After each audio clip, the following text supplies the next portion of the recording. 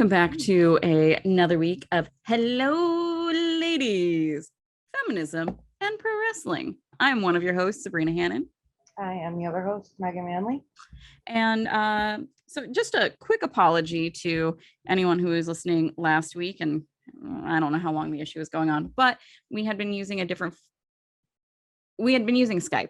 to record, and it was eating the audio apparently. So we have switched formats back to Zoom. So hopefully that is fixed. I think it might have just been last week. I hope, because I go through and I check a little bit. I just don't listen to it. Like I don't listen to the whole thing unless I have to edit something out, and I almost never do. I don't think I've ever listened to one. Like, I'll look at it and I can't stand hearing myself. Yeah. So you know how like YouTube has the subtitles or like the captions? Like I'll like look at like the first 5 minutes and like read them, and then I'm like, okay, that looks fine. And I can't watch myself or listen to myself. So like, oh, okay, that looks okay, and then I'm done. Yes, I understand. And if you are watching us on the YouTubes, or maybe I will have uploaded this part to the gram or the TikTokies, but Megan and I are wearing the same shirt in a different color. Pro science, pro choice, pro wrestling, which I think we all have that man at the AEW show to thank for that. So thank you, sir. Yes. I've had so many people, by the way, after I ordered this, reach out to me and be like, oh, you should get this shirt. I was like, it's already in the mail, dude. I think it was like the day that it was on sale. I sent you the link, and I'm like, we need to both get this. Yeah. I will say, like, the thing about doing this podcast now, I don't know if this might not happen to you, but like more people are aware of the fact that I like wrestling. So now any sort of news that comes to them that is wrestling related gets sent to me. And I have to say to them all the time, like, I already know this. So it's only the people that like have already liked wrestling that know that I do this. So it's not like it's spread. No. And my only source of news is usually Brian, and he'll be like, oh, you could talk about this, or like or Josh. Yeah, Josh too. Josh, bless him. I love Josh, but he's usually a little bit behind when Brian finds out, because Brian's on Reddit like all day. Yeah, that'll do it. Yeah. I can't tell you how many people have sent me. My one friend's father sent me a news article about Vince McMahon, and I was like, dude, this is old now. Yeah. And I know. Yeah. Do you think I don't? I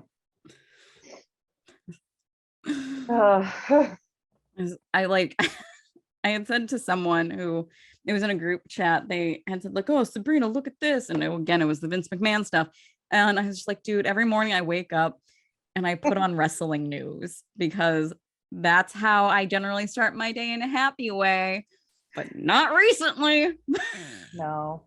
That's how I was. I normally don't get any kind of wrestling news. Like if he doesn't read something until like around 3:00, because we listen to the Wrestling Observer Live. So that's usually when I first hear things is on there. Gotcha. Yeah. Speaking of the debacle that is Vince McMahon and his shitty demon self, we think we have narrowed down the female wrestler that he assaulted and paid off. All right, assaulted with that. Attempted to have relations with. It eventually went to, it said like non-consensual, so I think assault would be appropriate word. Yeah. I spent so long looking at different rosters that like my eyes went cross-eyed. I will say there were a lot more women employed by WWE in 2004 and 2005 than I thought there would. 2006, like there's so few. I think like 10, if that. Yeah, and that's including Linda,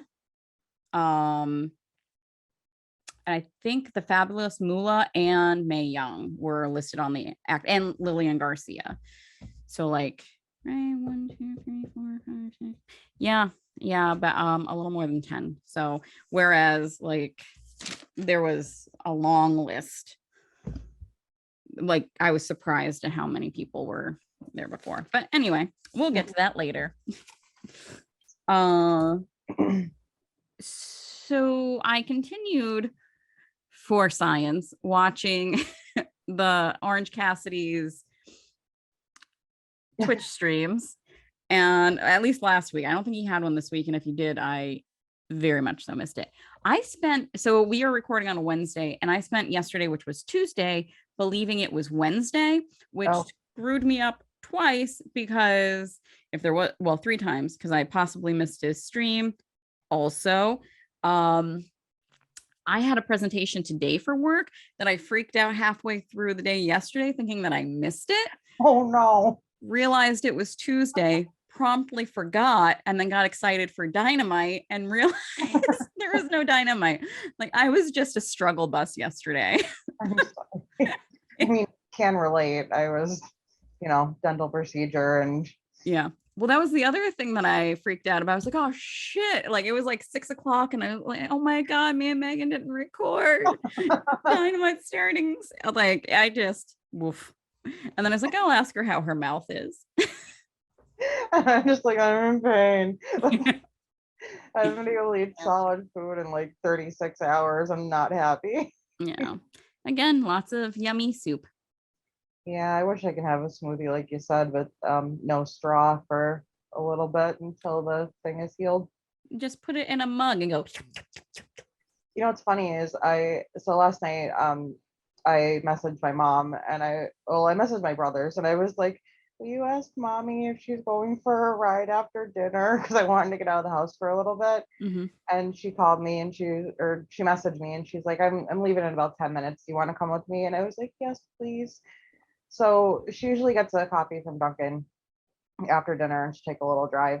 And I knew I couldn't have a straw, but they have those cold foam tops where you can like just drink out of them, like without a straw. And I just wanted a small frozen coffee, and it was so hard to try to drink it because it's like thick. Yeah. So I'm like trying to shake it and like trying to like get it. Oh, it was such a hassle. I had to wait for it to pretty much melt, so I might as well have just got like an iced coffee. What about, well, I mean, you wouldn't have been able to do this then, but you could always do it with a spoon. That's true, but we were in the car, so yeah. Well, if you decide that you want a smoothie or frozen coffee later, just bring a spoon. A Frosty from Wendy's. That they give you the spoon. There you go. Yeah. See? Go. I might not know what day it is, but I can figure out how to eat food. Put that on a shirt. That'll be our first shirt. Oh. God. Really? Not what was it that I had said, the one Vince McMahon hates ejaculating or something? Orgasms. Yeah. Vince McMahon hates orgasms. That's what apparently not. Well, he might not like other people's. Yeah, probably not. Yeah. On to happier things.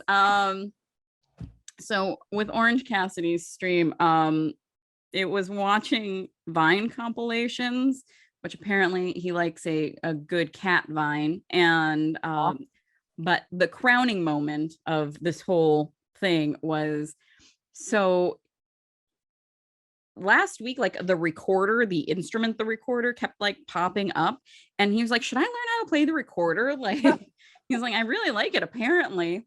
And so he's like, I'm pretty sure Chris, as in Chris Statlander, knows how to play the recorder. So he messages her.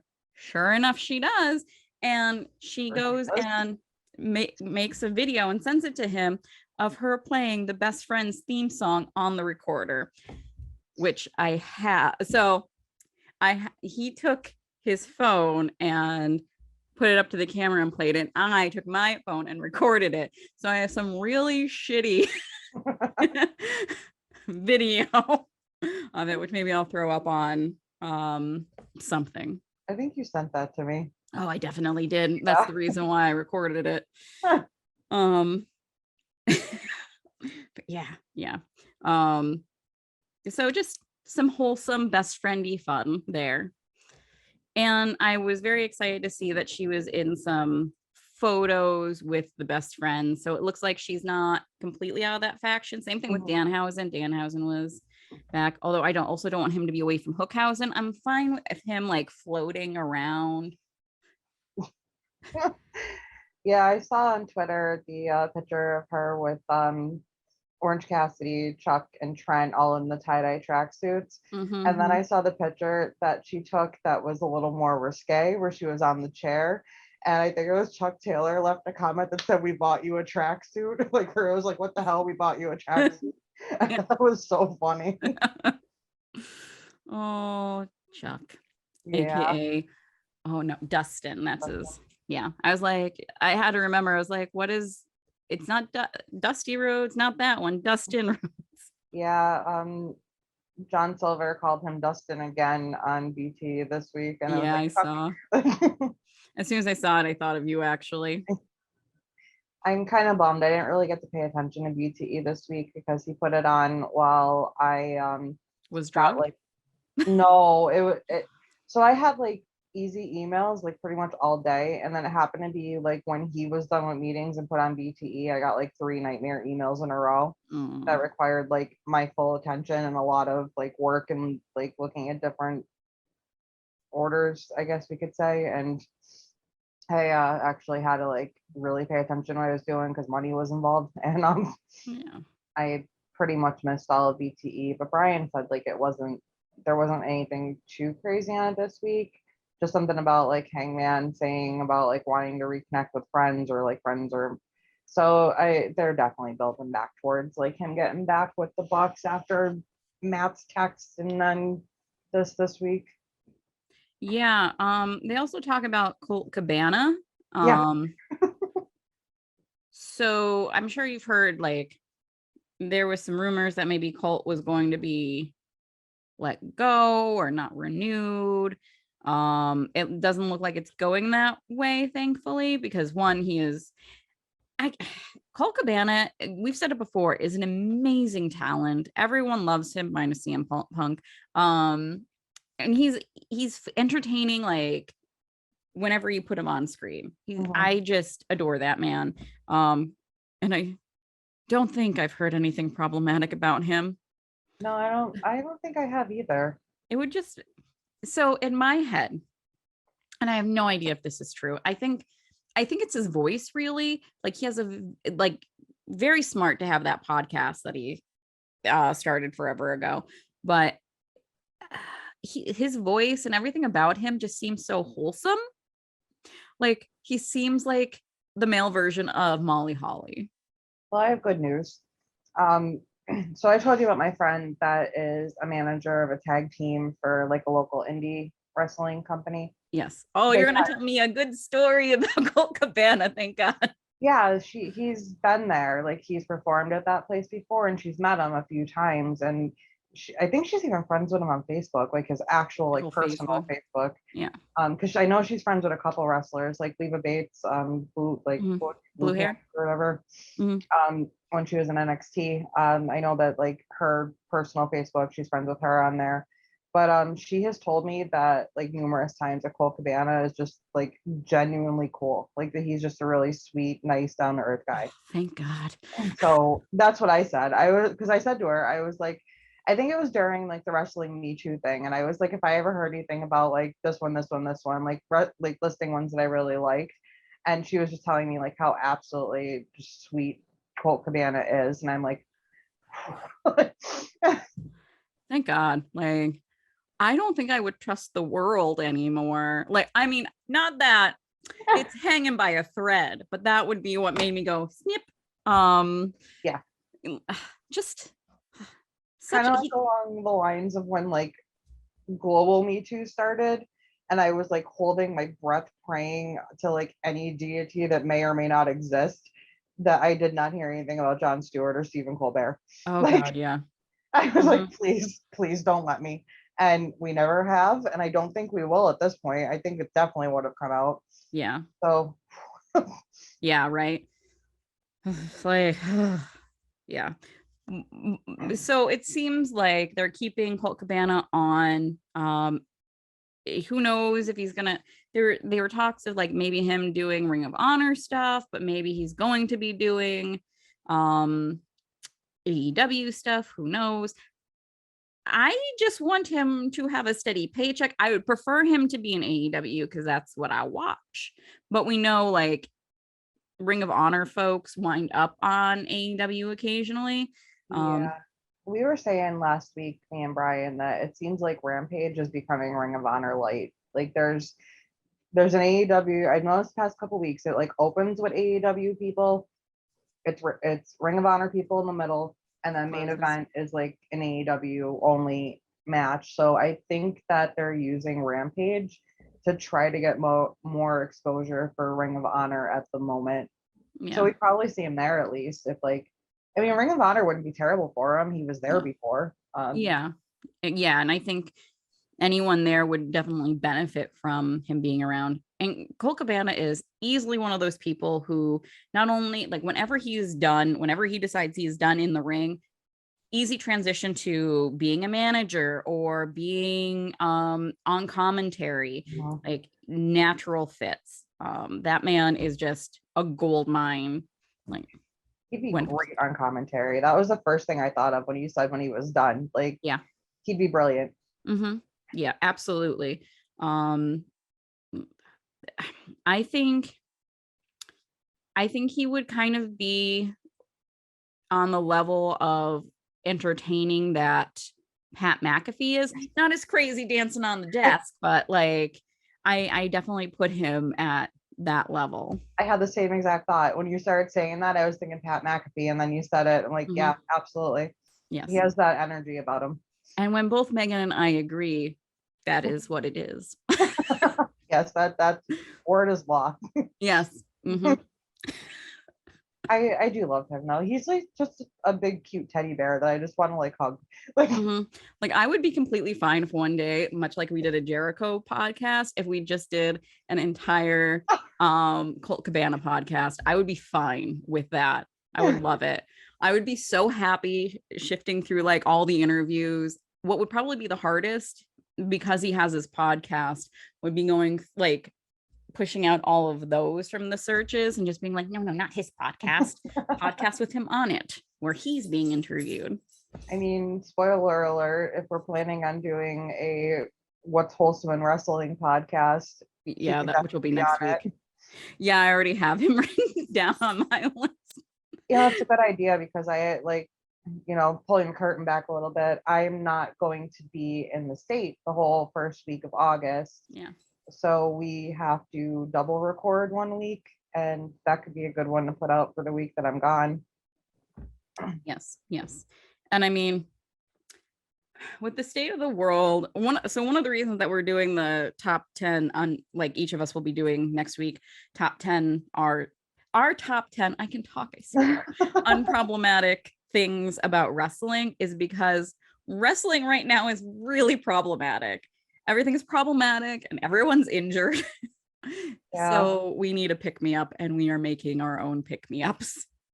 Yeah, I think we definitely need it. Like, us who talk about this shit every week, and those of you who would listen to not only us, but I'm sure if you're listening to us, you probably listen to other wrestling news, like, I'm or sure actual wrestling news.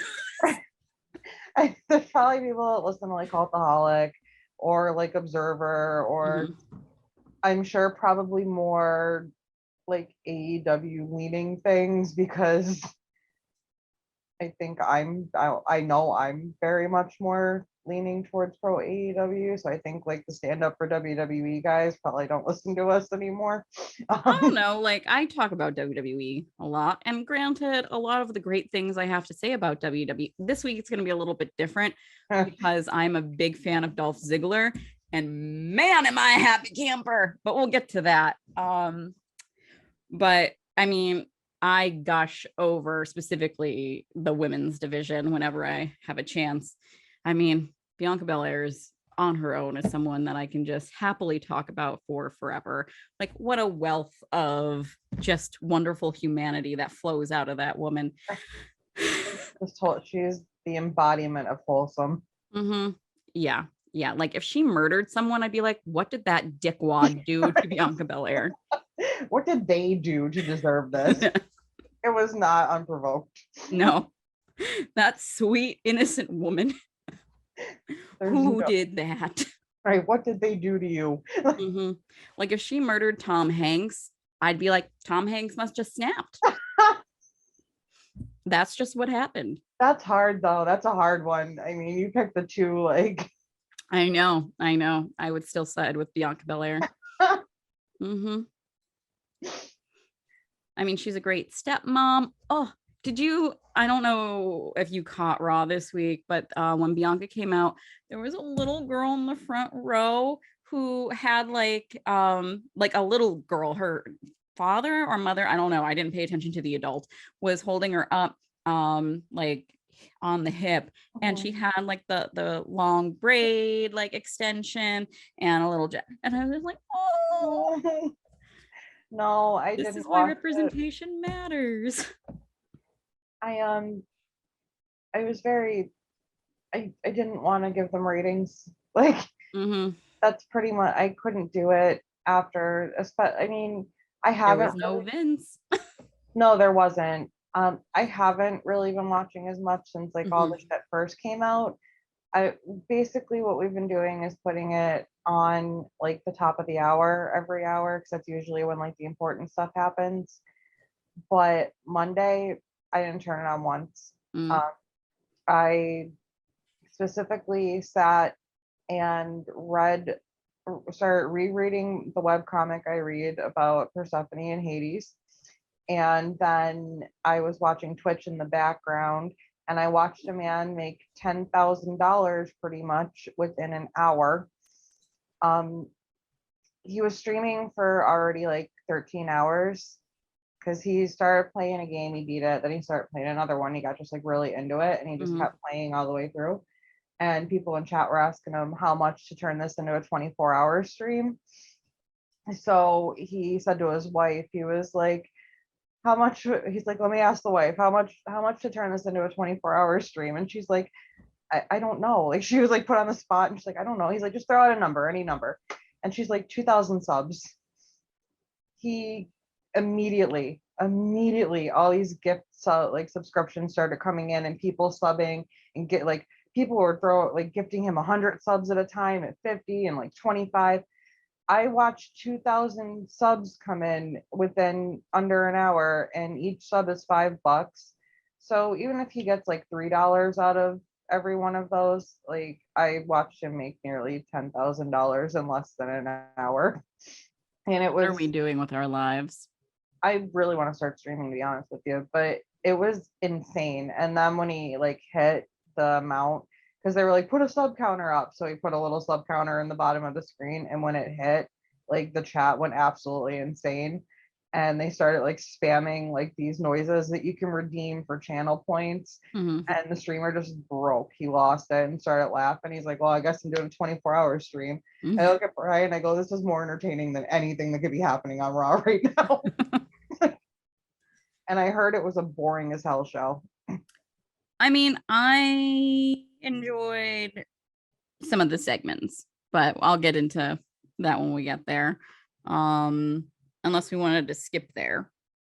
I mean, we could since we're talking about it. The only thing that I saw was I was scanning through Twitter because I just wanted to see like what was trending about Raw because then I would have some idea of what I can maybe talk about for the podcast. And I saw R-Truth was trending, so apparently that was a great segment. But I'm gonna go back and watch it because I love R-Truth because he's hilarious. But I didn't see it yet. Yes. That was with the Usos and the Street Profits, and he wanted to be their special guest referee. And then almost I never know how to say his name. It's Omos. Omos, yeah. Yeah, Omos came out with MVP, and it wound up being like a 3-on-3. But yeah, R-Truth was just, he did the you can't see me at one point, and it didn't turn out well for him. But it was still fantastic. He's comedy gold. When I saw that R-Truth was trending, I Mhm, thought maybe Cena, like they threw Cena out because of what happened on Friday, mhm. and they're like trying to make themselves look better by bringing out John Cena. And I was really hoping that they had a little thing together again, but I still heard it was funny with like the Usos and the Street Profits, so I want to go back and watch. Yeah. Yeah. So there was a rematch, right? Yeah, of Bianca Belair versus Carmella with Becky Lynch outside, like poking the bear. And again, and Becky did this she just looked fantastic, as she like always does now. Those weird glasses that she wears, I went and I watched the up up down down stream part of it. Mhm. And I love that she does not know how to play video games really and was in it. I relate to that. And Seth is there like trying to tell her what to do, Yes. but she's still shit talking, which is me when I play video games. Like if I figure out something, oh, just a stream of shit talking comes out of my mouth. But anyway, I love those ridiculous sunglasses, I'll call them. Headgear. I love the ridiculous headgear she has. Goggles. Um, yeah, yeah. She wound up costing Bianca Belair the match via countout. So Carmella obviously is not the champion, although you couldn't tell Carmella that. um, but yeah, that was entertaining. I liked also how they opened it up with Brock Lesnar. Um, uh, coming out, and they were in, I think, Texas. Yeah. And he like removed his hat for everyone. He was like, well, with a welcome like that, it would be rude if I didn't. And I was just like, what is this? What version of Brock Lesnar is this? I don't And know how I feel about like Happy Brock. Like sometimes it's entertaining, and other times I'm just like, this doesn't feel right. no. I mean, the best was when he had that Money in the Bank briefcase and he would come out like it was a boombox. That is my favorite Brock Lesnar ever. Um, it's so entertaining. Like, I wish they had done stuff with him in Truth like he had wanted, but Yeah, I heard that it was a segment with him and Paul Heyman, and like boy howdy are they trying to get people to give a shit about Roman Brock for the 98th time, which I could tell you that I don't care. I don't care. I don't want to watch it. I don't care. I've seen it 13 times now already. I'm good. I'm I'm done. telling you, put Paul Heyman in the cage or on a pole. Anyway, well, People watch. will people will tune in. Roman gets to save him if he gets to him. Brock Lesnar gets to whoop his ass. Like, people would tune in for that. And of course, Theory shimmied his little self down and he's just like, you two are gonna knock each other out. Me, me, me, me, me. And Brock Lesnar's like, I'm just gonna kill you, kid. Because the interesting thing is, while Theory is going on about how he's going to be the youngest champion ever, I'm pretty sure the youngest champion ever is still Brock Lesnar, right? I think so. So he's saying to Brock Lesnar, I am going to break your record, Hmm. which is the scariest thing that a person can do. Yeah, Tim or Orton, right? I think it's Lesnar. I could be Was wrong, though. I could be wrong. I know it was one of them. Like that. Yeah, it's got to be because I think Orton was, and then Lesnar was after him. Yeah. Um,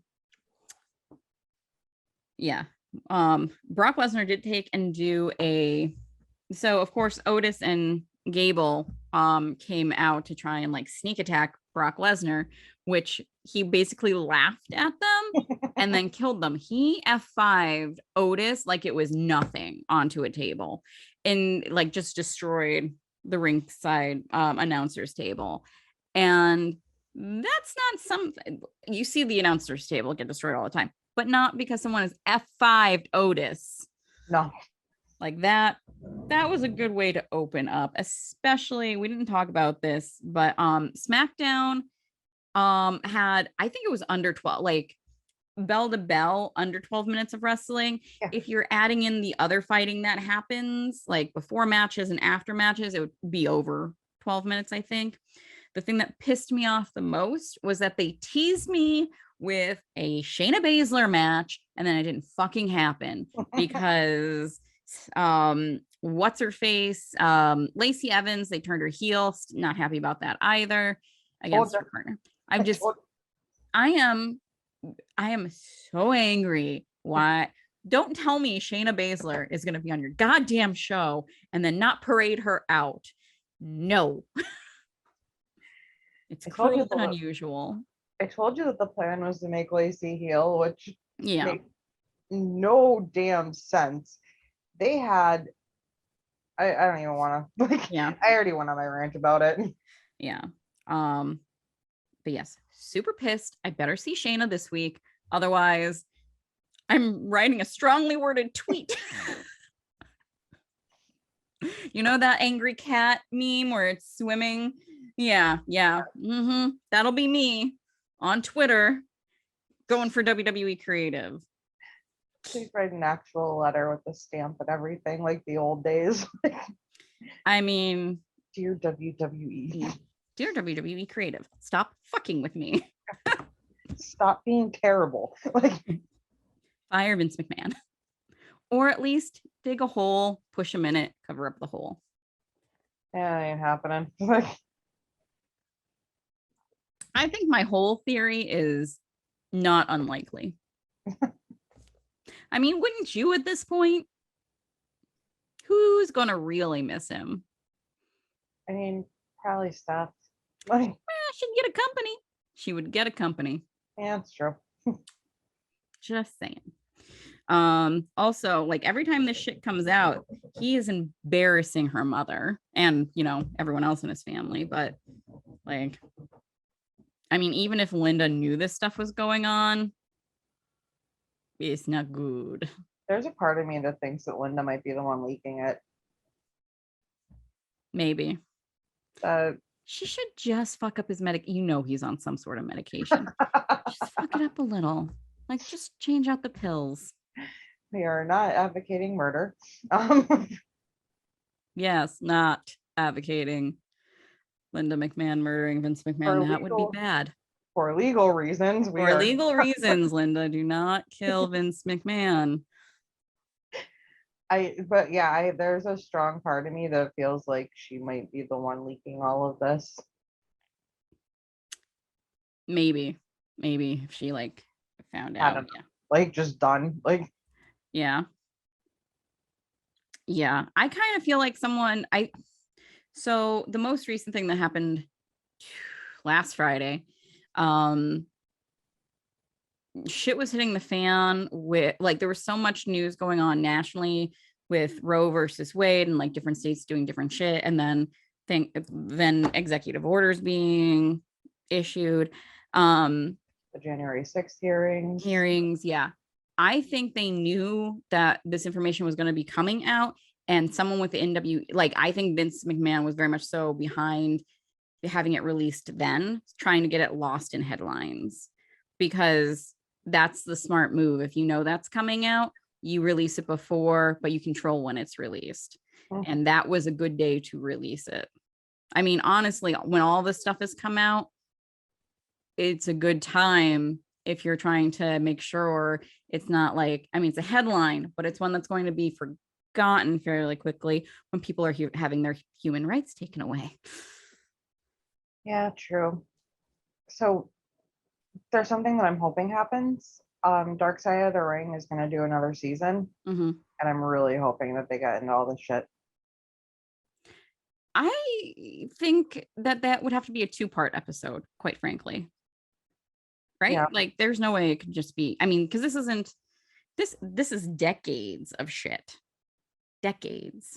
Yeah, I don't think they've ever done a 2-part episode, if I can think about. I mean, they do cover stuff that like did go like decades long in an hour. I think they can definitely do it. It does seem like that they're apparently going to do one about Andy Kaufman and Jerry Lawler, because I guess like one of the casting calls for it was they're looking for an Andy Kaufman lookalike. Mm-hmm. So you can guess what's happening there. Yeah. Ibida. I loved Taxi as a kid. And that's what I knew Andy Kaufman from. I actually have all the seasons of Taxi on DVD still. Oh, get out. Yeah, I love Taxi. Um, Yeah, I watched it because I loved Grease and Kaneki was on it. yep, So that yep. Um, but I kind of wonder if Jericho would voice that one because like he has a good relationship with Vince McMahon. It's a little strained right now. I will say so people and this isn't fair what people are doing to Jericho right now. After Friday, that's when all of a sudden like people really started throwing out this interview that he did a few days before the news came out about all these other women and all this other hush money that was paid out when there was only one incident. Jericho did an interview or he was on a podcast and he had said like, it really, does it suck that he did that? Absolutely. Was it morally right? No. Was it illegal? No. I mean, it's problematic because she was his employee and that's a whole sexual harassment thing or like, power dynamic thing. gimmick. Yeah. Because then it questions whether or not consent can really be given in a situation like that. Yeah. So but he does not touch on any of that, of course. But people like some people online, toxic fans, have been saying, why isn't he addressing everything else? And it's like, because fuck faces, he did this interview beforehand. And I will be the first person to call Chris Jericho out on his bullshit, but that isn't one of the bullshitty things that he has done. Yeah. It's not, I don't feel like it's fair to immediately call out people that aren't the person that did it first either. Like if you want to start calling people out, like attack Vince. Vince is the one who did it. Vince is the one who's guilty. Don't attack people who did a podcast 3 days before it. Like Jericho's not a psychic. He can't know that that's going to come out. Yeah, and he was not defending Vince's actions, and he had a very good point at that juncture saying like, I don't think he flat out said like, I don't think anything's going to come of this. I think, they're not going to do anything because people are going to say, oh, it's Vince McMahon, it's wrestling. And he said like, it's not right that it has that stereotype to it, but that's what's going to happen. That there's still this stigma with wrestling that these sorts of things are expected and accepted. So sorry about that, everyone. We had to pop off Zoom for a second because it was shutting us down. But yeah, my point is, had Jericho been defending Vince McMahon and his actions, rip him to shreds then. But he's not a psychic, although honestly, no one should have not expected more shit to come out because it's Vince McMahon. Not that it's wrestling, it is Vince McMahon, and there's no way we knew that wasn't the first incident. I mean, I don't think anyone was like, it's totally going to be $14 million he's paid out. Like, that's a hefty bit of money.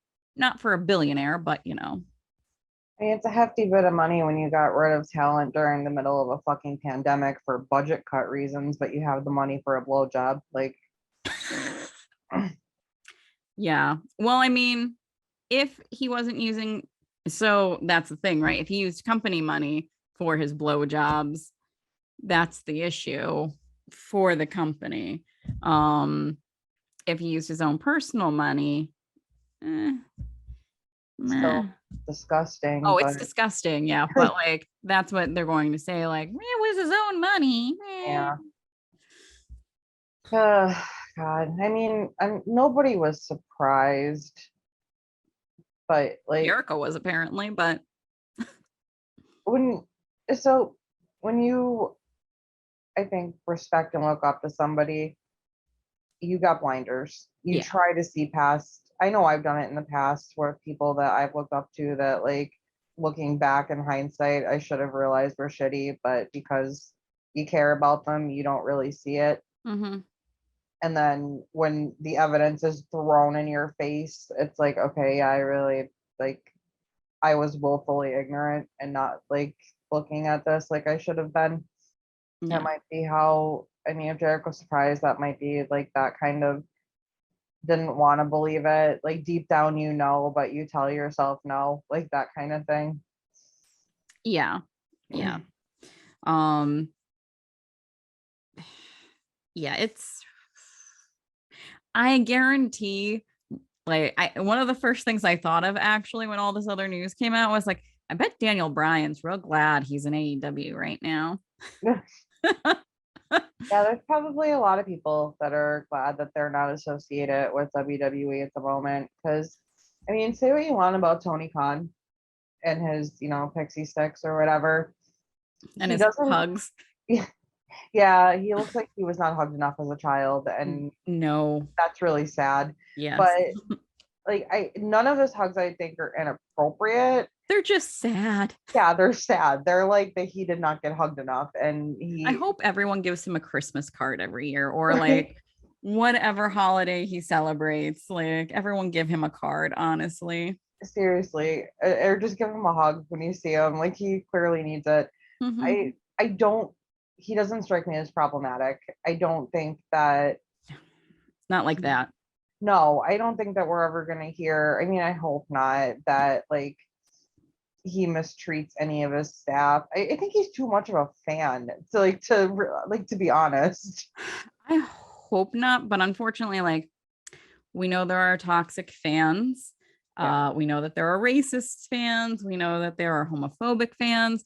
Now, I don't think he is homophobic necessarily, especially with like folks like Nyla Rose. Get it? Like she's the one that comes to mind when I think of people who are getting pushed, or the Acclaimed. yeah.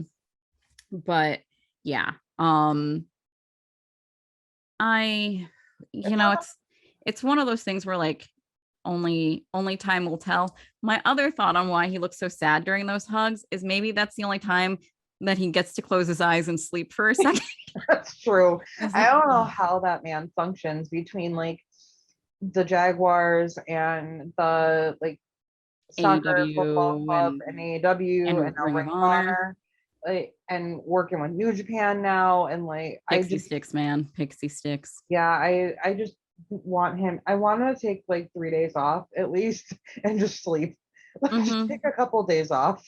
Yeah, I also will say, I think Tony Khan's starting to learn from some of his mistakes in that, like, Daniel Bryan said that he was feeling better and he was like, you're not going back on TV yet, buddy. Um, and like Adam, he had said like Adam Cole said he felt good at the pay-per-view, and clearly Did that was not. not the case. He might have felt good, but like when he probably had so much like adrenaline and stuff, and not only that, wrestlers' bodies probably feel like shit most of the time. So like um I think he's learning not to go off of their word, Yeah, you not know. to be as trusting. Like, Yeah, because I mean they, just because you feel fine doesn't mean you are fine. Also, you might really want to do something and make everything worse. And unfortunately, I think he learned that lesson because of Kenny Omega. Because the only the only good thing I can say about had the only good thing that WWE certainly does is like had Kenny Omega been in WWE with their policies, he would not have kept wrestling. They would have made him get better before he was allowed to continue and hurt himself. yeah, Um, he would have had to drop the belt. yeah. Um, and while that sucks for fans in the short run, it's better for everyone in the long run. Um, that is the one thing that I will say. And it's because WWE has been around longer and has really fumbled health before. Hmm. That's why they take concussions so seriously. It's why, they don't fuck around with that. And I know some people are pissed about that, but I'm personally very thankful about that. I think that's the one thing that WWE does better probably than any other wrestling company. Yeah, I think that you could tell that is starting to change now too. Like especially with everybody that's out right now and for how long they're going to be. I just can't get over the amount of people that are injured, and who knows, like it's just it's big names too. Like Mhm. that's the worst part. It's like people that were on every week and that were big draws, like ratings draws and Mhm. money draws. And hopefully that they're all healing up Yeah. and that they'll be back soon. Because I mean, there's a lot of people I miss seeing. Like I miss Kenny so Yeah. much. Like it's been half a year, Mhm. and I could feel it. Like Yeah. Um yeah, and it's just hard when you see that too, like especially in cases like Kenny Omega where he really wants to come back and like he just keeps getting stalled. mhm, Um but hopefully soon. I mean, Orange Cassidy was, I think he was the one who, probably the one who was out with the shortest amount of time with an injury, and yeah, they kept bringing him out on TV for a while, and I think then they had to stop because they realized he wasn't healing. Because like, here's the thing: if you're crammed up on an airplane and your shoulder is hurt, like you're not gonna heal right or as quickly. right. Anyone who has had a shoulder issue or even been on an airplane in your 30s, you know, if you don't have a screwed up shoulder, by the time you get off, you do. I have not been on an airplane since I was 28. That was my first and only time on an airplane. Well, I have, and it does not feel great if you're doing it for a long period of time. It's like driving for a long period of time, but you know, breathing the same air as a bunch of other assholes. So Yeah, mine was a cross country flight, so it was decently like it wasn't terribly long, but it was long enough. yeah. It was Philly to Vegas and then Vegas to Um, Philly, which is I never knew that like because of what like jet streams or whatever that one way across yeah, the country it's is faster faster. than the other. That like blew my mind. Like Hmm. by like a Yeah, half hour, like it was like a lot faster. It was weird. it's like I'm here already. Mhm. Cool.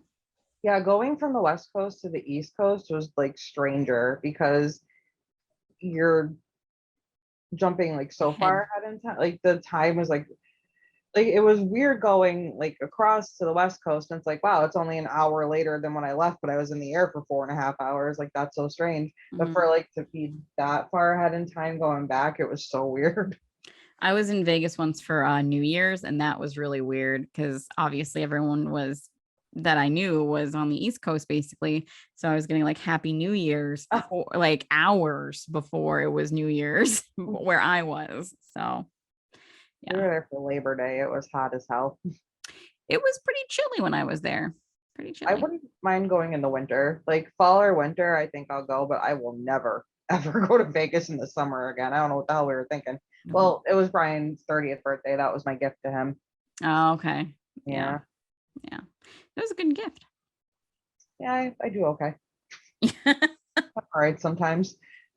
Either he gets a week in Vegas or I got him an Xbox controller one year. It really depends on how the financial situation is. It's the thought that counts, right? The other things that happened on Raw when there was a tag match with Asuka and Alexa versus Nikki and Dewdrop, and I was happy to see Nikki and Dewdrop on TV. Um and also like they're building more of Alexa's story, which is important, that like she's not, like Corey Graves is saying, like she's not quite the Alexa Bliss she was before, and like sowing those seeds, which I'm enjoying seeing I heard because they're going back to the creepy with her, like the spooky shit, which I don't want. I think that they're actually going to jump further back because they're talking about her mean streak. That's what she's lost, her mean streak and that vicious side. So I think that would be more goddess than spooky. Hope so, because that spooky shit was terrible. Like, can we just get rid of the doll already? Like, Why would you want to get rid of the doll? because it's pointless for her. Oh God. Yeah. Why would you ever get rid of the doll? Oh, I don't know. So strange. The It's doll with the penis nose. I know. It just, it's the weirdest thing. Like, Yep. Yeah. Um so I mean speaking of overall. Hmm? creepy spooky, I heard Bray Wyatt trademarked like Wyatt 4 or Wyatt 5 or something like that. Um, I can never remember what his real name is because it's so different. Watundra? No, Yeah, something, whatever. Wyndham Watundra or something. Yeah. I'll just stick With with the him? Bray. It's, I Yeah. won't butcher that. But I think recently he, yeah, I think I saw recently that he trademarked it was like Wyatt 4, Wyatt 5, something like that. So people are speculating on if he's like going to another company or coming back to WWE. But I'm assuming if he trademarked something, like himself trademarked it, he's probably not going to WWE. I mean, Probably, he might, but who knows? I think it might be more likely that he's going to do like Ring of Honor than AEW, to be honest. If he's, Yeah. Yeah, I don't. So the only company that would be able to afford him stateside is AEW. Like, quite honestly, they're the only ones that'll be able to afford him. Now, he could just like say screw it all and do like his a YouTube channel that's like the Firefly Funhouse, I'd but watch the it. White Five. I would watch the shit out of that. I'm not gonna lie. Would too. I loved the Firefly Funhouse. Blah. That's not the easiest thing to say. As long as that little rabbit, what the hell was his name again? The one that always got killed? Yeah, I can't remember. He was basically like, "You killed Kenny." Yeah, as long as he's still on it, I'll watch the hell out of that. Yeah, so good. Yeah. I Oh, mean, I wonder if it is because there was the whole like Dark Order thing that happened, and it sounded like they were like hinting towards maybe a new leader, and it's obviously not going to be like Brody Jr. for another, 8 years. So yeah. Um, yeah, like, oh, I think Bray Wyatt is probably the only one who like I wouldn't be upset if he did it, you know. same.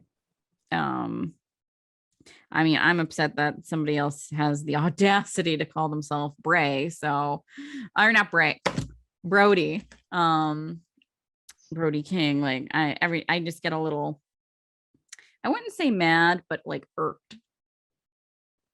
I They might have been named around the I'm same time. I mean, that could be that man's real name for all I know. But it's the same thing with how I feel about Julie or Julia Hart, right? Is that her name? Julia Hart, yeah. Yeah. No, I'm sorry. I don't care if it is your real name. You're not a member of the Hart family. Fucking find something else, bro. Like, absolutely not. Nope.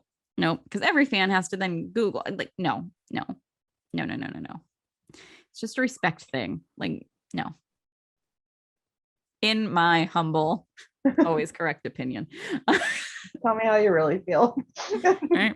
This is not the first time I've gone on this rant, and it will not be the last, I am sure. That's fine. Yep. Yep. Somebody else will pop up and I'll be like, who does this dickbag think they are? Who said this was okay? Dick And bag. I Nice. think like at least Brody King is like a decent wrestler. Um I have no idea what the hell Julia Hart can do, or Julie, whatever the hell her name is. Yeah, I don't even remember the last time I saw her in a match, so Mm-hmm. I couldn't tell you. All I know is that she's apparently in the House of Black now. Like, Even though we don't see her at all. I feel like we haven't even seen like the whole House of Black in a couple weeks. Like we saw Um, Brody King in a match last week, but I what oh, Buddy Buddy Matthews is Spencer, yeah, is injured. that Yeah. just hit me too. Yeah, so maybe that's why we're really not seeing her because he's injured and they don't really have a storyline going on. Like it's like paused at the moment. It feels like. Yeah, I mean, they were doing stuff with Brody, but that was about it. Mhm. Um, but yeah. The other thing on Raw that I was very excited about and talked about at the very beginning of this episode. So With the main event, which you had mentioned this to me, but not on the podcast.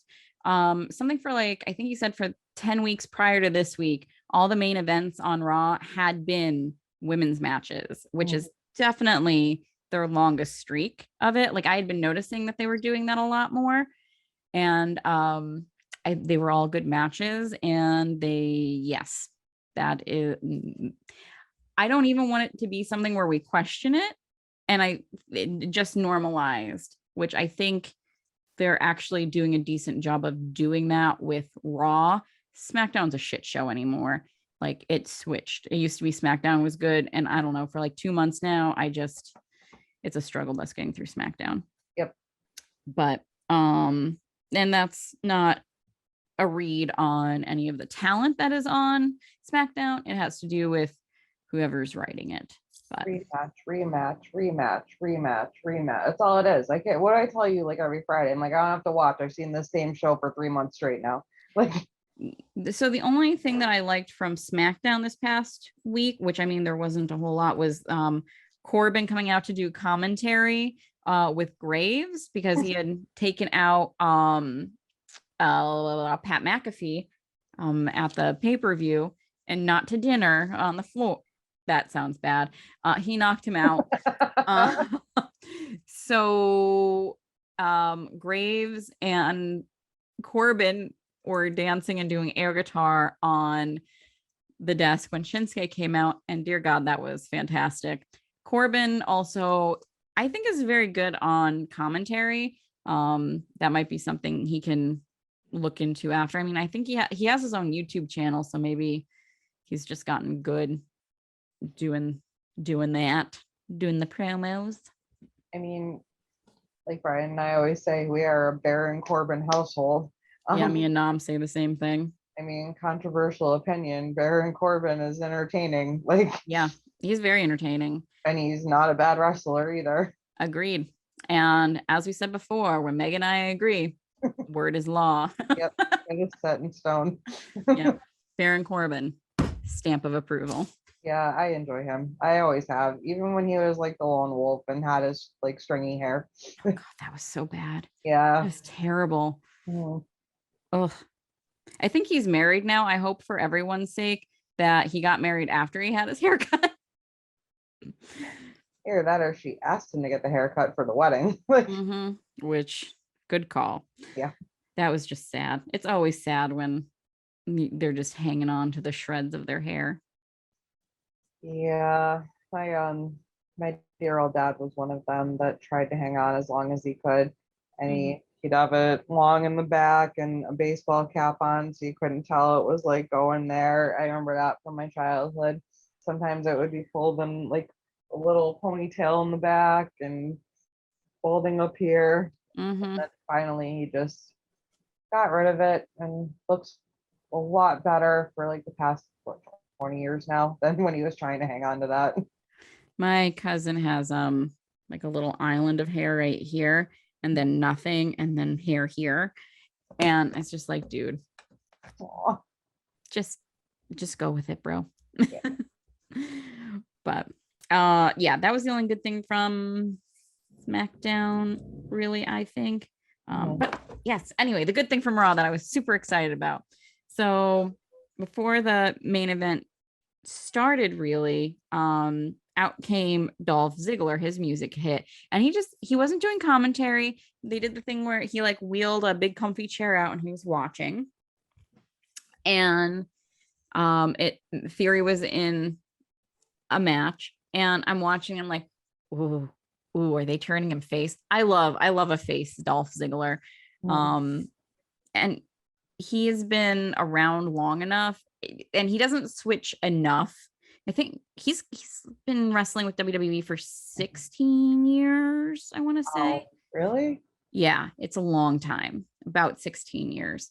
He keeps saying that when his contract is up, he's just gonna like retire and go do other things. He's into comedy and politics and blah blah blah blah.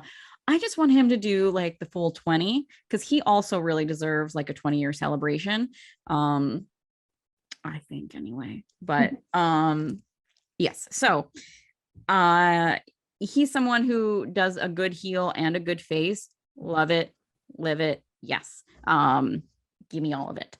So I'm watching, and I was also really excited because here's the thing: if Dolph Ziggler is getting involved with the storyline with Austin Theory, he's going to be getting a lot of TV time, and I'm all about that. I have no idea what they're doing with Robert Roode. Very sad for him. Boo-hoo. So, and I like Robert Roode, but I like Dolph Ziggler more. Moving on. Moving on. So at the end of the match, or towards the, I don't even know if the bell rang.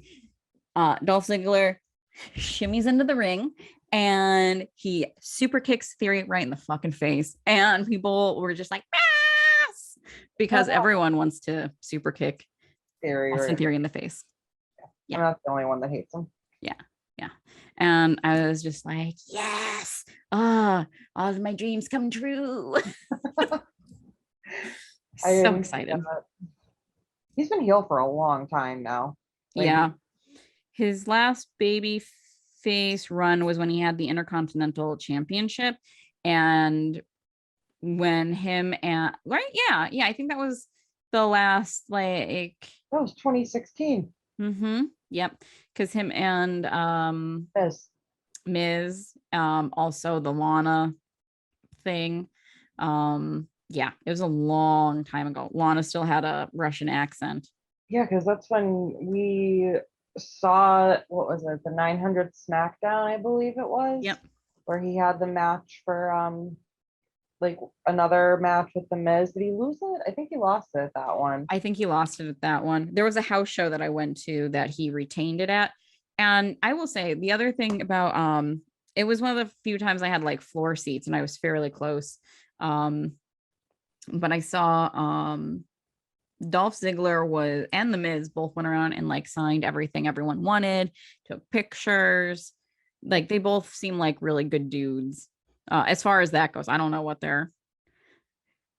I haven't heard anything horrible about them. I hate that I always have to preface that now. Jesus. I remember when Miz was on, well, when he was Mike on The Real World, that he had some very small town problematic views. Yeah. I mean, like, to be fair, I think he was only like 18 when he got on that show. He was very, I mean, we all had problematic views at 18 and especially if you were in the early 2000s or God forbid the 90s. Yeah. He, sheltered kid, like didn't grow up around a lot of diversity. And I don't remember exactly what he said, but it was like not great stuff on the show. And Coral was one of the house guests. And she very much set him straight, like pretty early on. And I do remember they became like really good friends after, because they were always on the challenges at like, it wasn't just the challenge back then, it was Real World Road Rules Challenge. I used to love those. I've never really watched the challenge, but I would always watch Road Rules versus Real World. Yeah, I root for Real World. Yeah, same. And I remember that those two were like always on like every season, and then like they became like almost like hosts of it at one point, and then like it started becoming the challenge and I stopped watching it, and he went on Tough Enough and became a wrestler. But he, I guess, was like, I mean, he was problematic when he was younger, and I'm not excusing it, but like I get it because things were different back then. And if you're like coming from this small little town in Ohio where you're not going to have a very broad view of the world, the fact that he like was open to listening and changing, I have a lot of respect for that. Yeah, because that's the thing, like it's still a problem, but that's the difference, right, between people who they simply don't know better, and when they're corrected, they take the correction and they change their ways, which Mike Mizanin seems to have done. I mean, you got to remember, like back then there was not, like, the internet was like in its infancy, so there wasn't as much that you can really look up.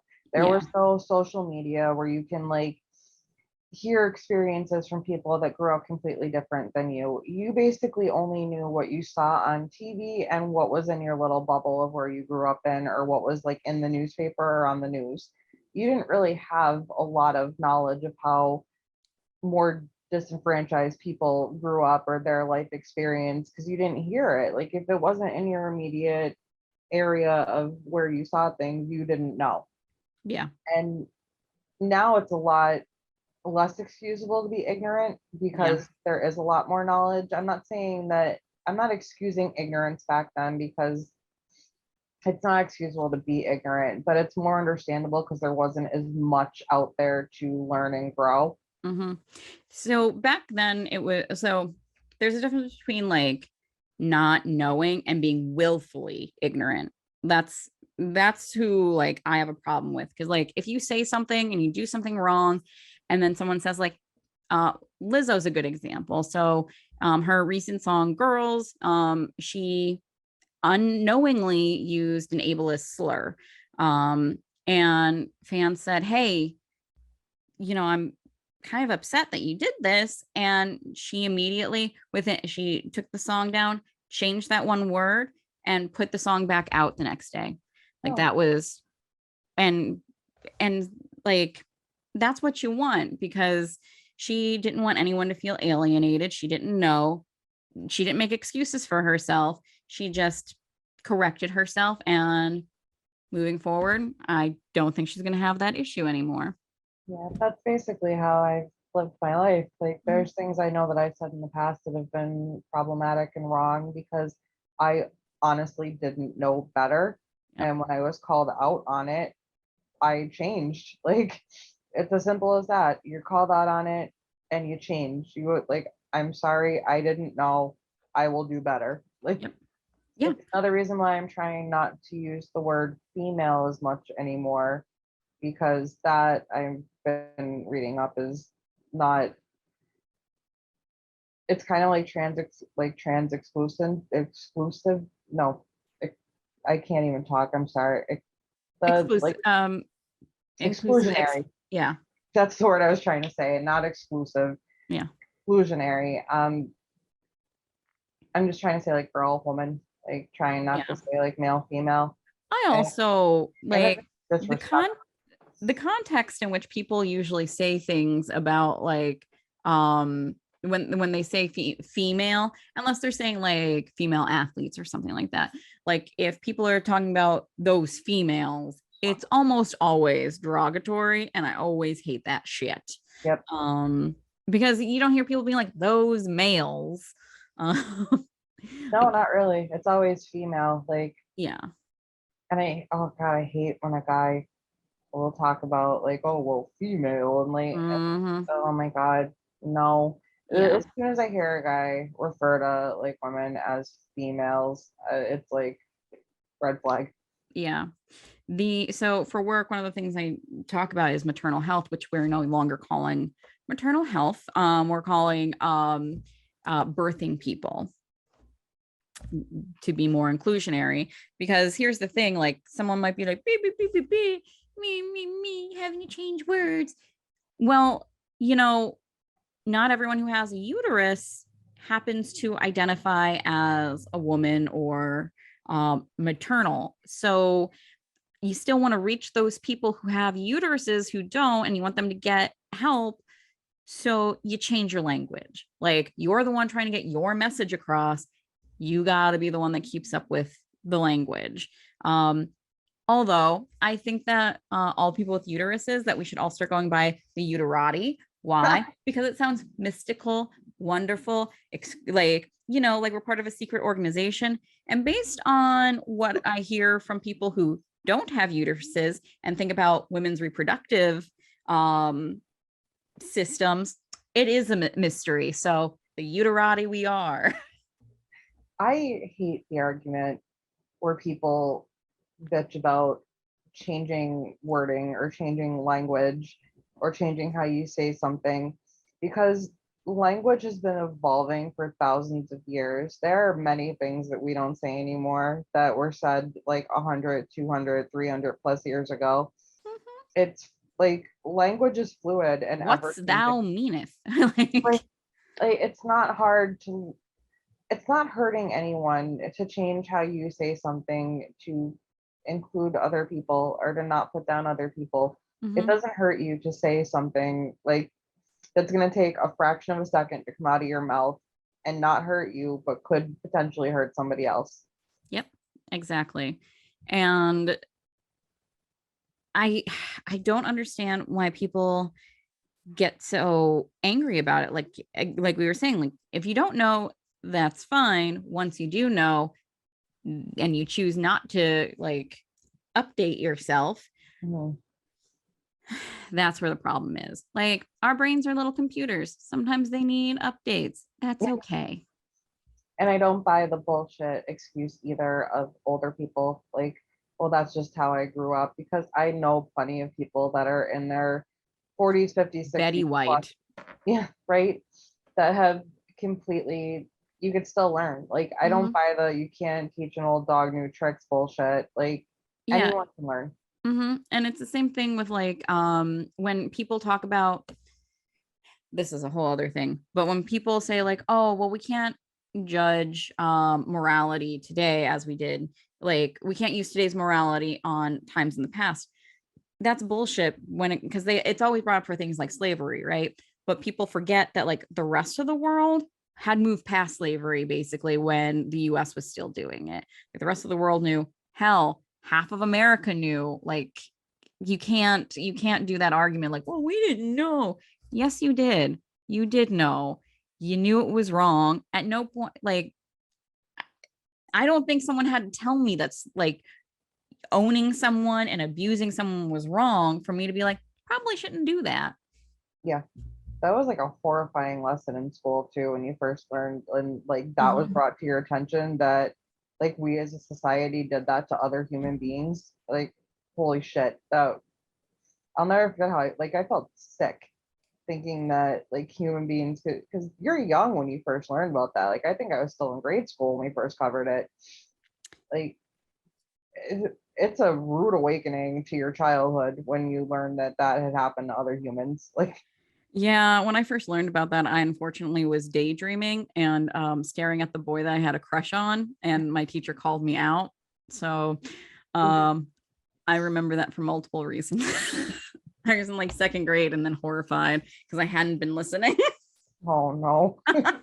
It was not a good day to be Sabrina.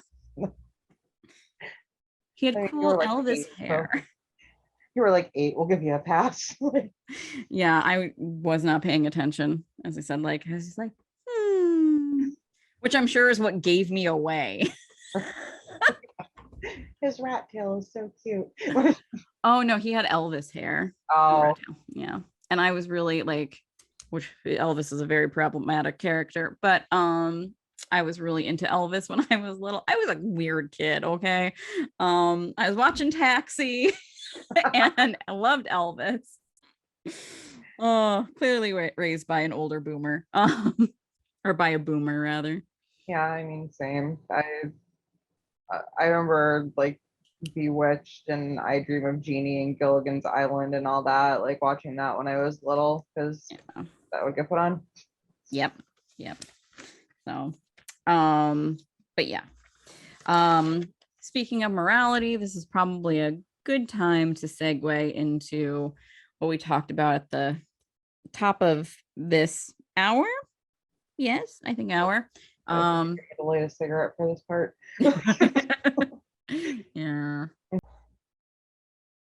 So after looking at the rosters from 2004, 2005, and 2006, I believe I have figured out who the woman is that Vince coerced, sexually assaulted, paid off. I believe in that order. Um, it'd be weird if the payoff came. Well, no, I guess the payoff could have come first, but it didn't. Anyway, I was very shocked that 2004 and 2005 had as many women on the roster as it did. 2006, that like got chopped down to maybe, oh, bless you, like 10 to 12 or so, it seemed. And I can't remember if I had told you previously, or like before we started recording, I think is when I had mentioned it, that of the women in 2006, it was among them, of like the 10 or 12 of them, Mae Young, Fabulous Moolah, Lillian Garcia, and Linda McMahon were counted. Not Stephanie McMahon. I guess she was on hiatus at this point. She might have been having babies, actually. Oh, maybe. And just like occasionally popping in. But so I had narrowed it down to some folks, and I'll tell you who it wasn't at first. It was not Molly Holly. Thank God. As I had said to Megan, had it been her, we all would have had to come together and burn Vince McMahon at the stake. Not that anyone deserves it, but I mean, Molly Holly is a precious, innocent being. And dear Lord, no. She left on her own accord because she was having mental breakdowns because of what wrestling had become. Michelle McCool was on that list. It was not her. Probably not. We would have found out because Vince McMahon would have actually been crucified by Undertaker. Yeah, there would have been a murder. Mm-hmm. Lauren Jones, who was there for like a blimp of a moment, and she left because she had other opportunities that she wanted to do. I think she didn't like the wrestling. No surprise there. Joy Giovanni, I think is how you say your last name, left because she said Edge and Randy Orton were bullying her so badly. Which Randy Orton, not surprised. Edge, a little shocked. Yeah. But I guess this was during his asshole era. Jackie Gaeta was the other one who really was a maybe for me, but it wasn't that her contract expired or that they let it expire and didn't renew it. She was straight up fired along with her husband, Charlie Haas. Charlie Haas? Yes, that. They got married, they got back from their honeymoon, and they were like, bye-bye. They've done that to three couples. Then there was Dawn Marie, but she was released for being pregnant.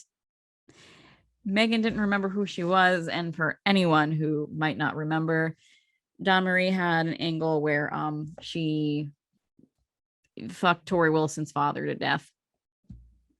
That's what I remember her for. Yeah, I wasn't watching them, but I have definitely heard of that angle before. It's usually listed on like the worst angles in wrestling. Yeah, it's up there with the Katie Vick thing. Yeah. And it was right along the same time period too, that those two things were. How shocking. Yeah. Or at least in my mind it was. Maybe it wasn't, but it seems like it was.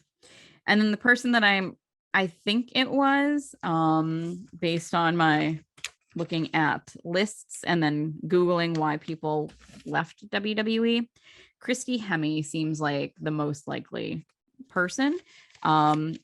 She was on the roster 2004, 2005, and in 2005, I believe it was, she was sent down to OVW, or at least told that's where she was going to be going.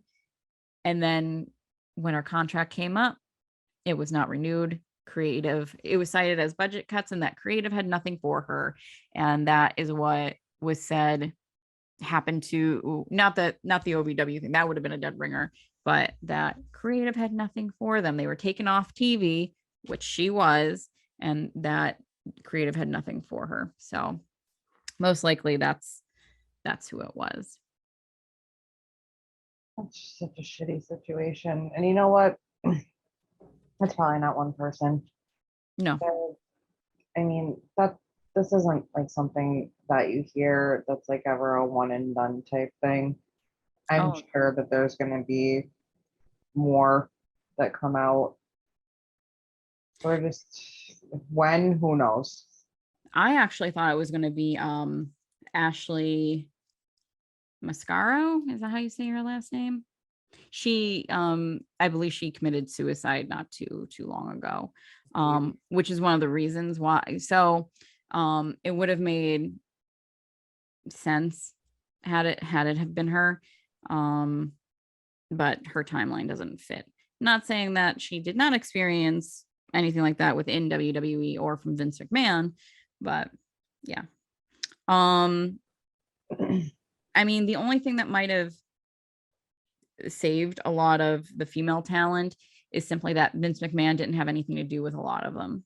Like, so many of the women during that era say they never even like talked to Vince McMahon. Wow. And I'm sure they're all thinking they're lucky stars. Yeah, probably. Yeah. Although, I mean, based on the angles that he wanted to do then, I'm sure they were like, oh, thank God. I don't have to crawl around and bark like a dog or make out with this man. Yeah, I'm half wondering what must have happened to Trish. I mean, we saw a lot of what happened with poor Trish. Yeah, she went through a lot on TV, like Yeah. publicly. Mm-hmm. And if she went through that publicly, like I shudder to think what she might have went through behind closed doors. Yeah. Um, either that or because he was getting to do that publicly, he was smart enough to stay away from her behind the scenes, because I'm sure, especially since she picked up so much steam in WWE. Although I don't want to get into it, honestly. Like, And like Lita was forced to do that thing with Edge, Edge in the ring. and neither of them wanted to do it. Nope. They did not want The to do live that. sex celebration. Yeah. Yeah, No. they didn't want to, but they were forced to. Mm-hmm. I feel so bad for Trish. Like she's one person that always comes to mind because my God, she was humiliated on television, and she Mm-hmm. seems like such a sweet person. Yeah. Like when you see her, like be herself, like interviews or wherever, I just can't imagine being forced to do that. And a lot of people be like, oh, well, she could have quit. And well, no, there's contracts and like there's a lot of legal ramifications. And That's also how, like, where was she going to be making that kind of money? And I mean, also, here's the thing. Trish stuck it out, and her and Lita are one of the reasons why, like, they laid groundwork for like the women today. And I think it's very clear that both of them had that in mind. yeah, I'm sure that they didn't want any other little girls who were watching that wanted to wrestle grow up to go through what they had to go through. Like, Mm-hmm. Yeah. And I mean, thankfully now it doesn't seem like they would have to, even in WWE. But I think a lot of that has to do with their sponsors. yeah, I don't, I would, I don't think it's happening now. Yeah. I the main reason I don't think it's happening now is because now women are not as afraid to speak out. And Especially with AEW being an option. yep, Quite frankly. yeah, there's options. I mean, not even just AEW, like Impact exists and they have a decent like women's roster too. Like, Yeah, but it's the money aspect. Like, I mean, if you're making Becky Lynch money, the only other place that's going to pay you Becky Lynch money is AEW possibly. And honestly, if you're Tony Khan and you have the option to get somebody like Becky Lynch or Sasha Banks, lease out your kidney or something. I wonder if well, I think we have to refer to her as Mercedes now because I think that she is officially released or separated. I don't know. Could have swore I just heard that she's done, gone. Like, they've been, I think until we see it on WWE.com, I would not assume that she is gone. Um,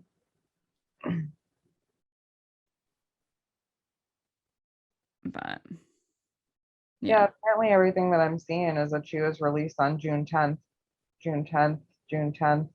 Like if you look up Sasha Banks released. But it was, I believe it was confirmed after that she was not released. That was, so that news came out right when the accusations came out, Oh, okay. because we had talked about that before, that Well, she's going to be at a Comic-Con, I guess, this coming up. For what the hell was that? the Mandalorian.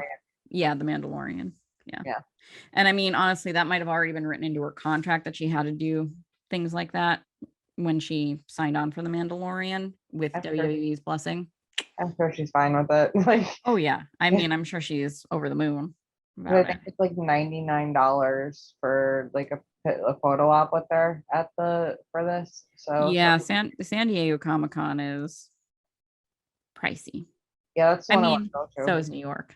But I want to go to the San Diego one day because that's the like the the original. yeah, that's the big one. Yeah, that's the original. The entire city. One of my friends lives or lived in San Diego. That's where she grew up. And she said the entire city like shuts down. That's awesome. Yeah, I think that's the one, or was it the New York one that like Daniel Radcliffe was walking around dressed as Spider-Man in full like Spider-Man outfit and nobody knew it was him. I don't know. Xavier Woods goes to the one in New York every year and he dresses like I look for him every year and god damn it, I have not found that man. Aw. I did bump into Jim Ross Oh, and nice. then I paid to bump into him, but which sounds weird, but you know what I mean, like for meet and Yeah. greet. But yeah, and it was funny because he was wearing a mask because it was this past year. But I recognized him based on his hat. Nobody else is walking around with that hat True. unless you're a JR impersonator, which I mean, it is Comic-Con. I saw a lot of Alexa Blisses, um, a lot of Alexa Bliss. Um, I would not cosplay as a wrestler. I I mean, you see them every year. I mean, usually the men like you get a lot of Randy Savages, obviously a lot of Hulk Hogan's, and they're always funny because they vary in how good they are. well, no, not like that. I'd be embarrassed to cosplay and saying I wouldn't no, I would be cosplaying as from another fandom. Like Oh yeah. wrestling, that's not my top what I would cosplay as. Like I like wrestling, but that's not my number one fandom. There's like 8 other things I would cosplay before wrestling. So the thing you have to keep in mind when cosplaying at Comic-Con, you're in that outfit and most importantly those shoes for 8 to 10 hours on your feet. So I've cosplayed before as like Hermione Granger, Kaylee from Firefly. Who was the one that I did most recently?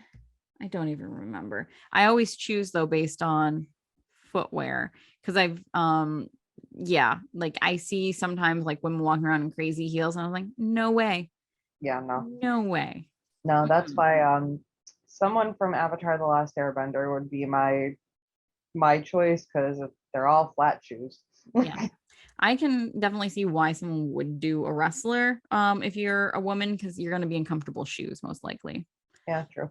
So I think I saw a Charlotte Flair um before. I'm trying to think. I've seen some maybe a Sasha Banks. Yeah, but the most common one last year anyway was Alexa Bliss, which I almost cosplayed as her as well, but I decided I wanted to wear my cat taco dress instead, Nice. which was a good choice. I got a lot of compliments on that dress that day. I want to go to the next one. I I was bummed because I kind of wanted to go to this last one because I knew that Dante Bosco was going to be there. Mhm.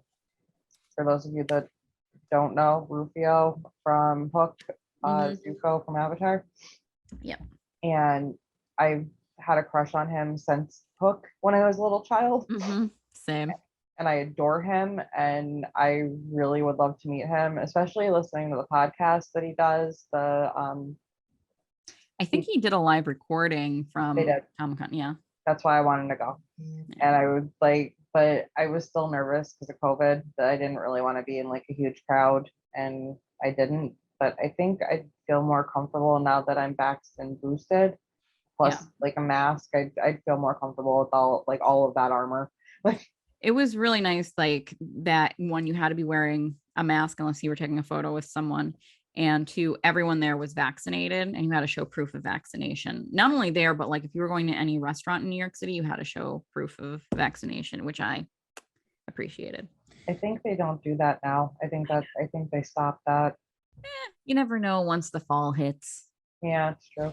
Yeah, we have tickets to go again. So I'm hoping some good wrestlers show up. WWE rarely sends anyone to the New York Comic Con, which is very sad. But AEW usually shows up and shows out. So hope, hope, hope, hope, hope. That's how I met like Ruby Soho last year. Obviously, JR. I saw the King again. You get a lot of legends that'll be there usually, like on the showroom floor, not in the. So there's the showroom floor, and then they'll also have like booths for people who they think are going to be longer lines. JF was actually on the showroom floor, as was Danhausen. Orange Cassidy was on the showroom floor too. So yeah, you remember MJF. Maybe we'll see him again one day soon. He's probably gonna be back soon. He's been off for a while. I mean, he's been taking some really well-deserved time off because that boy was going weekly since I think the company started. And usually like twice a week. Yeah. Or 3 times if there was a pay-per-view that week. He definitely deserves some time off. Yeah. I mean, the nice thing for him is like he's not someone who has to wrestle every week. So like at least there's not, but even still all that travel is shit on your body. Yeah. Thankfully he's still a youngin'. Yeah, he's like what, 26 now? He's a young boy. Yeah. 26, 27 maybe. He's a little baby. Oh god, can you imagine seeing MJF in person and saying that to him? You're a little baby. He'd tell me to fuck right off, you know. Yeah, either that or he'd ignore the shit out of you. Yeah, I'd get flipped off and told to fuck off, and it'd be the best moment of my life. Yeah, God knows that's what he did. So when I met MJF, that's what he did. He just ignored me. And it was so funny because like the guy taking the photo like felt bad for me, and I'm like, dude, I'm paying for this. Like, it's like those restaurants that you go to be yelled at. Like you're paying for it. Yeah, you're paying for that experience. Like I'm paying for the MJF experience here. But I definitely noticed like he was verbally mean to the men, and like he just didn't do that to the women. Which I mean, I get it. Yeah, it's funny though too, like to ignore some people and like verbally abuse others. Yep. I mean, he flips off little kids, so I know, I love it. Yeah. And they're always so happy about it. Speaking of flipping off little kids, did you see the photo of it's Sheamus, Butch, and Stone Cold together? And like Sheamus is laughing and holding Butch back, and Stone Cold is doing like a fist and a finger, and like then Butch is turning to him like he is clearly having the best time of his life hanging out with Stone Cold. I didn't see it, no. Yeah, everyone on that photo just looked so happy, and I was just like, you know what, if I'm sure if he's like, sure, call me Butch, do all this bullshit, as long as I get to hang out with Stone Cold. Career made, man. Right. Like a lifetime goal right there. Well, I think that's all we have for this week, right? Yeah, I can't really think of any other things that happened. Like nothing major happened besides, all the Vince bullshit, but like yeah, I don't think anything like storyline. We're kind of in a weird moment in wrestling where there's really not anything going on. Because I mean, like SummerSlam's coming up, and then I mean, we have our beloved Liv Morgan, who is living her best life. Yeah, speaking of wholesome. Yeah, there's really not anything too major, so I've got nothing. Speaking of Liv Morgan, I didn't realize she's one of those people who was like trained up by WWE. Like she got signed when she was 19 years old, and she's been with them ever since. Like she is born and bred in WWE. And it's funny because like Bianca Belair, like at least with the women's division, you're seeing a lot of people that they've trained up excelling and doing really well. So they are, and I've said this before, they are building stars. They're in the women's division. True. Very true. Yeah. But yeah, I will probably be floating on this for a while. But I'm just going to say how happy I am for Liv Morgan. Yeah, same. What a delightful human being. Yeah, she's adorable. I'm very happy for her. She's another one. Want to put her in my pocket, keep her safe. And she has like the best hair. I'm so jealous of it. Like she has my favorite hair. And I also really appreciate how she does her makeup. Mhm. And she's smart. Like she has done reinventions of herself along the way. Someone put together this graphic of her in her 4 different eras Mhm. while she's been on the main roster. And like they are pretty distinct looks along the way. Um, I'm glad the blue tongue is gone. I wasn't a fan of that. it reminded me, do you remember when we were kids and you would get those tattoos that you could put on your tongue? Yes. That's what it reminded me of. I always thought it was like she just had a blue lollipop. Like that's I mean, honestly, that's what she might have been doing beforehand, yeah, maybe. which I mean, there are worse tasting gimmicks, whatever True. the boogeyman did. Oh God, I can't look at him. I've never been able to look at him. I look away. I saw him at a wrestling convention once. I'm actually really sad. I was really broke at the time. I'm really sad that I did not get like a photo with him because Oh, he kept saying, I hope I see him again at another one, but he kept doing the like you would hear his voice throughout the hallway just being like, I'm the boogeyman. And I was oh just like, I'm living my best life. It was him doing that, and then you would hear Vicky Guerrero going, "Excuse me," that's amazing. and I was like, "Yes." Actually, she is the one that it was between the two of them, and I got her autograph, so I I regret nothing. I would choose her too. Yeah, I love you, Boogeyman, but you're no Vicky Guerrero. No one is. No, no.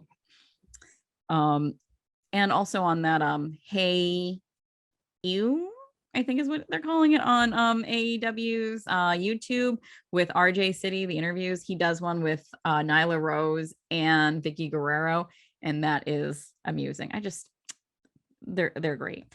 Nyla Rose does not need Vicky Guerrero to talk for her, but I mean the way they interact together is Yeah, they have good chemistry. they really do. It's super cute for heels. They're so adorable, those heels causing all their mischief. Well, I mean, you hear how like beloved Vicky is behind the scenes and how great she is. It's like, how could you hate her? Like, Mm-hmm. Yeah, yeah. I mean, she literally had to shriek at everyone to make them dislike her. yeah. And I still don't. I still laugh every time she screams. I think it's great. Mm-hmm. And I mean, honestly, the people she's been paired up with, like Dolph Ziggler, have gone on to do great things. So, I mean, I'm sure I could think of someone who it hasn't turned out great for, but the only ones I'm thinking of right now are Dolph Ziggler and Nyla Rose. But I know that there's others. Maybe there has to be, right? Yeah, I can't think though. Yeah, yeah. Meh. Um, at any rate, we will see you all next week when we talk about unproblematic things in wrestling. And won't that be a shift? A little bit of a lighter load. Yes, yes. Um, we will see you all then. As always, hustle, loyalty, and respect. Never Yabba do. Suplex that like button and subscribe. Almost forgot.